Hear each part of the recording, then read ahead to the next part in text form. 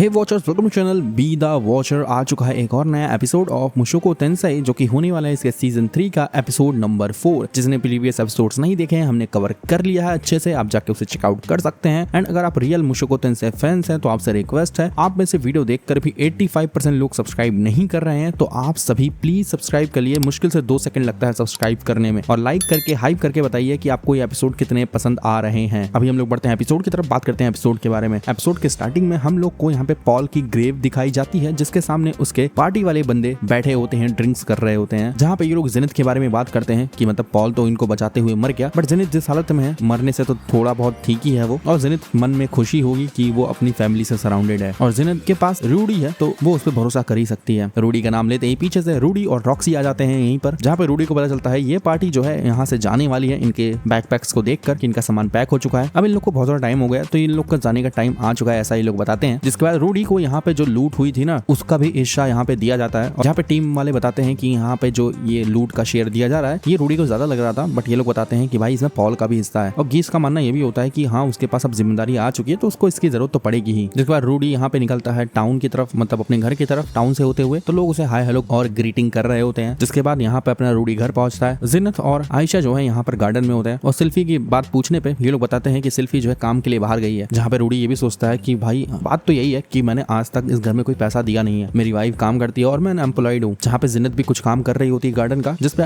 रूडी पूछता भी है आयशा से कि मॉम ये कब से कर रही है। जहाँ पे आयशा बताती है कि जो मॉम है ये पहले तो मुझे देखकर रुक जाती थी, लेकिन अब मेरी हेल्प भी कराने लगी है गार्डनिंग में। और रूडी को ये बात सुन के पुरानी बातें याद आती है कि कैसे जो है यहाँ पर जो जिन्नत थी रूडी के बचपन में, तब वो पेड़ों का बहुत ज्यादा ख्याल रखती थी, और तभी शायद उसे आज ऐसा गार्डनिंग जैसा करने का मन कर रहा है। बट फिर भी अभी तो अच्छा ही है, इससे शायद जिन्नत की मेमोरीज भी वापस आ सकती हैं। वैसे यहाँ पे आयशा जो है जिन्नत को लेडी जिन्नत बोल रही होती है, बट रूडी आयशा से जिन्नत को मॉम कहने के लिए कहता है। तो रूडी सोचता है कि चलो ठीक है, बस हम लोग फैमिली की तरह बने रहे, कोई किसी को कैसे बुला रहा है, इससे क्या ही फर्क पड़ता है। और वैसे भी ये लोग माँ बेटी की तरह गार्डनिंग तो कर ही रहे हैं। जहाँ पे आयशा ये भी बोलती है कि अगर आज आप फ्री हो तो आप मेरे कमरे में एक बार आ जाइएगा। जिसके बाद हम लोग को रूडी लूसी के पास दिखाया जाता है, जो कि अपने पागलों वाली हरकत कर रहा होता है। और भाई मुझे सेम का सेम रेफरेंस आया कि भाई अपना जो पॉल था ना, वो रूडी के साथ ऐसा करता था। और मेरे ये चीज मेंशन करने के बाद जो लिलिया होती है वो भी सेम चीज मेंशन करती है कि कैसे पॉल जो है रूडी के लिए भी ऐसा ही करता था। अचानक से सीढ़ी से कुछ आवाज आती है, जिसको लेकर रूडी ऊपर जाता है, एंड वो आयशा के रूम में देखता है, तो वहाँ पे कुछ दिखता तो नहीं है, बट उसे कुछ सेंस होता है, जिसकी वजह से वो अपना मैजिक यूज करने वाला होता है। जिसके बाद यहाँ पे रूडी देखता है कि आयशा के कमरे में जो एक पेड़ है ना, वो हिल रहा है, जिसको लेके रूडी आयशा को डांटता है कि इसने पहले मुझे क्यों नहीं बताया। जहाँ पे आयशा बोलती मैं ऐसे बताने वाली थी, बट अब थोड़े बिजी थे। वैसे वो जो पौधा था ना, वो मॉन्स्टर ही एक टाइप्स थे। जहाँ पे आयशा बताती भी ये पहले तो ये नहीं मूव कर रहा था, लेकिन अचानक से कुछ टाइम पहले ही ये मूव करना चालू कर चुका है। जिसका मतलब रूडी सोचता है कि कुछ तो ऐसा हुआ जिसकी वजह से ये मॉन्स्टर बन गया। जहाँ पे रूडी पूछता है तो तुमने ऐसा क्या किया था। आयशा सोचती है और बताती है कि शायद उसने जो है बाथ वाटर दिया था इस पौधे को, जिसको लेके यहाँ पे रूडी एकदम सरप्राइज होता है कि हाँ, आयशा और सिल्फी से नहाए हुए उनके स्वेट का बाथ वाटर जो है वो ऐसा कर सकता है शायद। जहाँ पे रूडी सोचता है चलो इससे छुटकारा पाते हैं, इसे जला देते हैं, बट आयशा इस चीज के लिए मना कर देती है क्योंकि उसने बड़ी मेहनत से इसको ग्रो किया होता है। बट रूडी बोलता है भाई ये मॉन्स्टर है, बट अभी तो स्मॉल और क्यूट लग रहा होता है आयशा को ये। बट रूडी का मानना होता है जब ये बड़ा होगा तब तो लोगों पे अटैक करेगा और वो चीज डेंजरस हो सकती है। तो आयशा बोलती है मैं इसको ऐसा ट्रेन करूंगी कि ये जो है किसी को हार्म ना करे, और इस चीज के लिए आयशा रूडी से रिक्वेस्ट भी करती है। एंड आयशा की ऐसी क्यूट वाली हरकतें देखकर मानने को तैयार नहीं होता है, बट आयशा यहाँ पे धमकी दे देती है रूडी को कि अगर उसने नहीं माना ना, तो जो बेसमेंट में सीक्रेट रूम है ना, जहाँ पे भाई वो चीज रखी है जिससे अपना रूडी पूजा करता है, वो उसके बारे में रॉक्सी और सिल्फी को बता देगी। जिसके बाद रूडी यहाँ पे बहुत स्ट्रेंज एक्ट करता है और कहता है ठीक है कोई बात नहीं है। बट यहाँ पर रूडी ये भी सोच रहा होता है कि लेकिन आयशा को ऐसा पता कैसे चला, और वो ब्लैकमेल क्यों कर रही है मुझे, और मैं तो उसकी सेफ्टी के बारे में सोच रहा था। जिसके बाद यहाँ पे रॉक्सी की भी एंट्री हो जाती है। रॉक्सी कहती है मेरे नाम की बात क्यों चल रही है यहाँ पर। जहाँ पे रॉक्सी कुछ लेने के लिए आई होती है, जो कि उसका छूट गया होता है, उसे स्कूल जाना होता है। वैसे जहाँ पे आयशा बताए उससे पहले ही रूडी उसका मुंह बंद कर देता है। जिसके बाद रॉक्सी भी यहाँ पे वो पेड़ पौधा देखती है, और रूडी भी उसको बात बताता है डेंजरस वाली, बट रॉक्सी कहती है मुझे कोई प्रॉब्लम तो नहीं दिख रही इस चीज में। और रॉक्सी बताती भी कैसे उसके विलेज में ऐसे पौधों को बड़ा किया जाता था ताकि वो लोग जो क्रॉप्स है ना, उनके पास के इंसेक्ट को और अनवांटेड बर्ड्स को हटा सके या मार सके। जिसके बाद रूडी यहाँ पे आयशा से माफी मांगता है, और आयशा यहाँ पे रॉक्सी को भी थैंक यू बोलती है। जिसके बाद रूडी बताता है कि ये पौधा भी हमारी फैमिली का पार्ट बन गया। पता चलता है कि यहाँ पे रूडी ये चीज कहानी अपनी डायरी में लिख रहा है या फिर कहीं तो किसी बुक में लिख रहा है। जहाँ पे क्लिफ भी होता है, जो कि मैजिक स्पेल सर्कल्स को ट्राई कर रहा होता है कि कैसे वो लोग मैजिक और बैरियर्स को नलीफाई कर सकते हैं। और यहाँ पे उसके हाथ में वो क्रिस्टल भी होता है, जो कि उन लोग को उस मॉन्स्टर से मिला होता है जिसपे मैजिक नहीं काम कर रहा होता, जिसने पॉल को मारा होता है। एंड उसी को क्लिफ यहाँ पे ट्राई कर रहा होता है, और वो देख पा रहा होता है कैसे जो है ये क्रिस्टल जो है मैजिक को नलीफाई कर दे रहा है और बैरियर्स को तोड़ दे रहा है। और इस टेक्निकल चीज का भी नाम गीस ने रखा है, जो कि रखा है एब्जॉर्प्टिव मानानाइट, जिसको सोच के रूडी को लगता है कि शायद डेंजरस उसके घर पे वापस फिर से आ सकता है, उसकी फैमिली पे आ सकता है, जिसके लिए उसे शायद तैयारी करके पहले से ही रखनी पड़ेगी, और वो अभी से शुरुआत करनी पड़ेगी उसे, क्योंकि अब वो किसी को भी नहीं खो सकता है। जब वो जनोबा आता है, जब क्लिफ मेंशन करता है जनोबा थोड़ा लेट आया क्योंकि उन लोगों को उस मानानाइट पे एक्सपेरिमेंट करने थे, बट जनोवा बताता है कि वो भी अपनी रिसर्च कर रहा है, तो वो उसमें थोड़ा बिजी हो गया था। जहाँ पे जनोवा बताता भी है कि वो उस ऑटोमेशन वाले एक चीज को एक्सपेरिमेंट कर रहा था और उसके अंदर कोई इसे माना या फिर कोई क्रिस्टल भी मिला है। दूसरी तरफ हम रूडी को सोच में पड़ा वो देखते हैं और जूली जो है उसके पास अपने रूजर्ड का वो पुतला लेके आ जाती है, बट जनोवा इधर थोड़ा सा अपने ही एक्सपेरिमेंट के बारे में बताने में बिजी होता है। बट यहाँ पे रूडी कुछ और सोच रहा होता है, जहाँ पे जनोवा बताता भी है कैसे उसने धीरे धीरे इस एक्सपेरिमेंट के थ्रू बहुत कुछ जान लिया है। तो रूडी भी ये सुनकर सोचता है कि चलो ठीक है, मुझे भी चीजें धीरे धीरे वन स्टेप बाय स्टेप ही करनी चाहिए, कोई रश नहीं करना चाहिए। मतलब फैमिली को बचाने वाली प्रिपरेशन की बात यहाँ पे रूडी कर रहा था। जिसके बाद रूडी इन लोगों से आज रात अपने घर पे डिनर के बारे में पूछता है, जिसके बाद ये लोग कल का काम कल पे छोड़ के यहाँ से निकल जाते हैं। जहाँ पे रूडी बताता भी है कैसे वो जो है माना नाइट के जो स्टडीज है उस पर थोड़ा थोड़ा प्रोग्रेस कर रहा है और साथ ही में वो जो सुपरवाइट का नाम था ना उसे भी क्लियर करने की कोशिश कर रहा है। जहाँ पे बाकी लोग यहाँ पे लूसी से मिलने आए होते हैं। ये डिनर ये इसलिए होता है ताकि ये लोग लूसी से मिल सके। रूडी बताता है कैसे उसकी फैमिली भी सही चल रही है और सही सब कुछ हो रहा है और उसके चाहने वाले सभी एक कमरे में उसके सामने होते हैं, डिनर कर रहे होते हैं, तो वो खुश होता है। तो हम पता चलता है गार्डन में कोई कुछ तो चिल्ला रहा है रूडी के साथ और यहाँ पे पूरा स्कूल जो है यहाँ पे रूडी और रॉक्सी को देख रहा है, जहाँ पे रूडी रॉक्सी को कुछ तो करने के लिए भीख मांग रहा है। जिसका लूक और सिल्फी यहाँ पे आ जाते हैं एंड लूक यहाँ पे सिल्फी सारी चीजें छोड़ के यहाँ से निकल लेता है और बाकी लोग को भी हटा देता है आसपास से। जहाँ पे सब लोग को लग रहा था कि यहाँ पर रूडी जो है रॉक्सी पे कुछ फोर्सफुली कर रहा है, जिस पर सिल्फी बोलती है कि अरे तुमने शादी भले कर ली है पर तुम यहाँ फोर्सफुली कुछ नहीं करवा सकते किसी से। वैसे भी लड़कियों का मूड स्विंग होता रहता है। जहाँ पे सिल्फी और रूडी का भी थोड़ा सा क्यूट मोमेंट बन जाता है, क्योंकि यहाँ पे जो सिल्फी होती है थोड़ी जल रही होती है रॉक्सी से, बट रूडी यहाँ पे अपना मामला संभाल लेता है। जहाँ पे रूडी की बात चल रही होती है कि